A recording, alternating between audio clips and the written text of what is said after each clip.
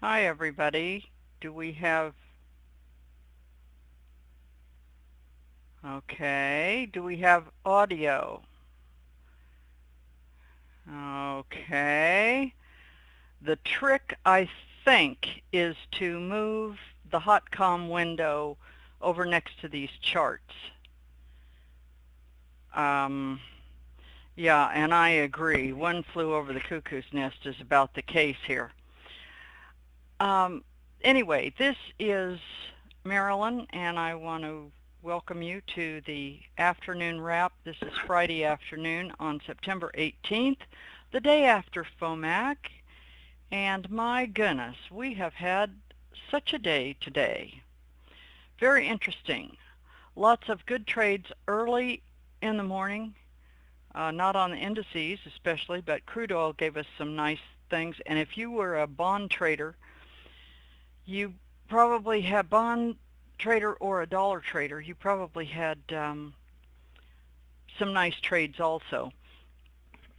Crude oil has been in an exercise of having the bus driver run the stops. This is when he slows down and makes you think, oh, gee, he's going to continue, and then he slams on the brakes and rolls back to pick up a few more passengers, and you get shoved off the bus, and then he takes off again. So, and oh, it's definitely me that definitely belongs in the cuckoo's nest about this point. Anyway, excuse me. Um, this has been a very unusual day, I think, in crude oil. For one thing, this contract, this is the last trading day that it's really going to have any activity. And as you can see, this contract is starting to get rid of a lot of people, and the new one is starting to take on. We probably should have done this, or we could have done it this morning. But over the weekend, be sure you roll your crude oil contract to the November contract, because we will be using that. You certainly should be, everybody should have their indices contracts rolled to December. I'm going to double check that, and the indices all roll at the same time. The straight up currencies, the dollar and bonds, all roll at the same time. So that's fairly easy to keep track of. It's the commodities that are, they can be problem children because they all roll at different times and different months, and that's kind of silly, but that's the way they do it.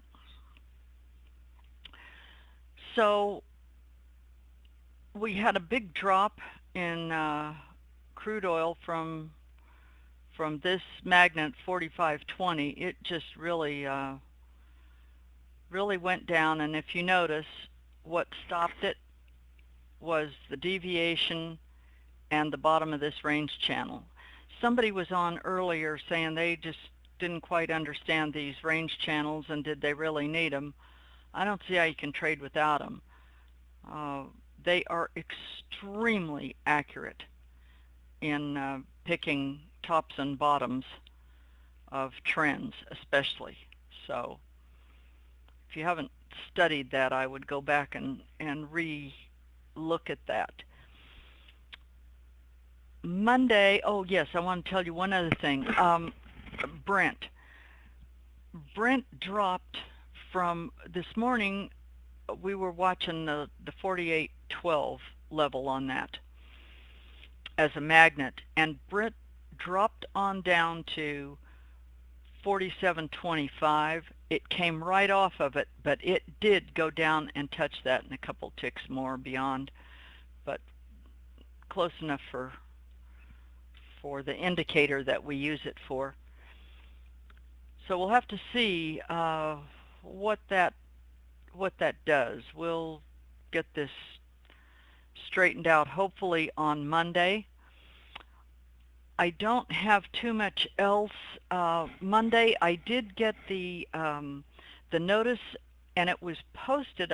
Everybody else should have, because I believe it came through on NinjaTrader, that the 21st, which I believe is Monday, the Globex will start closing the mini indices, actually the big ones too, but the ones we trade are the E-mini indices at 4 o'clock instead of 4:15. So if anybody gets any further news on that, we need to be aware of that.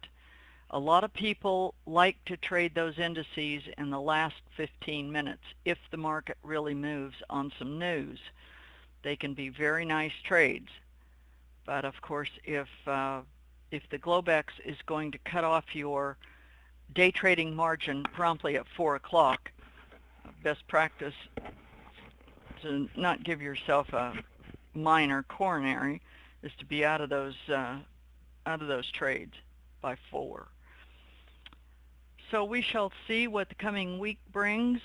At least we don't have to contend with FOMAC. At least I don't think we have to contend with it until December, and that'll be a very, very nice thing.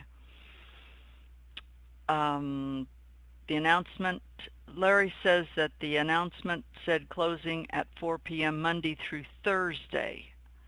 Okay, that's good. Thanks, Larry, for that clarification. I just want everybody to realize what happens is the value of trading these E-minis, which we have a lot of people that like to trade the NQ and the TF, some I think, but the value is that those day trading margins are greatly reduced from the overnight margin. So what you do not want to do, unless you have a rather fat account, is to be caught with that overnight margin exposure. And so, anybody have any other wonderful news we need to know about? If not, I will wish you all a very safe and happy weekend, and we'll see you on Monday in Apex Land, all the traders in Apex Land at least. So this has been my view from my world in Apex Land, brought to you by Apex Investing Institute. Thanks.